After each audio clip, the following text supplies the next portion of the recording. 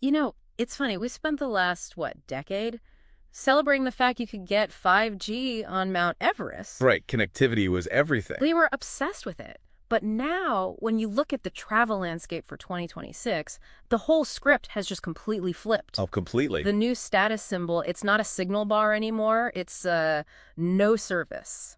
It really is. We are watching the definition of luxury undergo this massive rewrite in real time. Yeah. It's shifting away from that, high visibility opulence, the champagne showers in St. Tropez, Yeah. and towards something much quieter, the soft life aesthetic. Okay, but here's where it gets weird for me. We're talking about these rugged off-grid trends, right?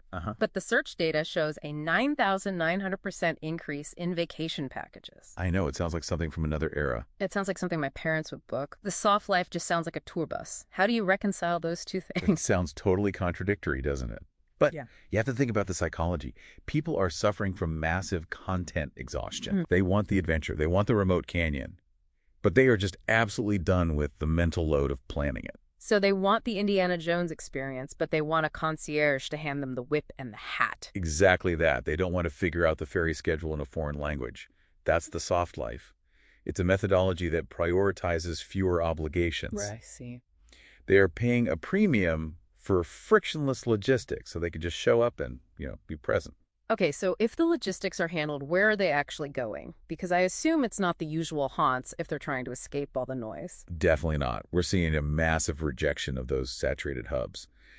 The trend is destination dupes. Destination dupes. Okay. People are looking for places that mimic the geology of an Ibiza or a Santorini. But with none of the crowds. With zero crowds.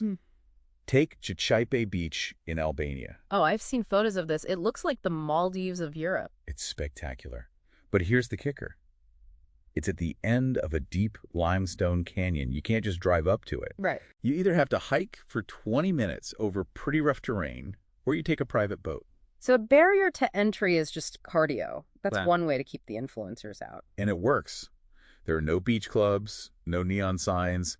The vibe is defined strictly by the scent of Mediterranean scrub and the sound of the ocean. The anti-resort. It's the anti-resort. I like that idea that hard to get to is the main feature. It feels like we're moving from exclusive because it's expensive to exclusive because it's exhausting. Or exclusive because it's literally forbidden. I mean, look at Staniva Cove on Vis Island in Croatia. That whole place used to be a Yugoslav military base. It's completely closed to the public until 1989. Wow. So it's a geological marvel, sure, with this tiny 5-meter cliff opening, but that history of restriction is part of the allure. The locals have a word for the philosophy there, pamalo. Pamalo, what's that? It basically means chillax. Chillaxing is probably easy when you're on a former military base.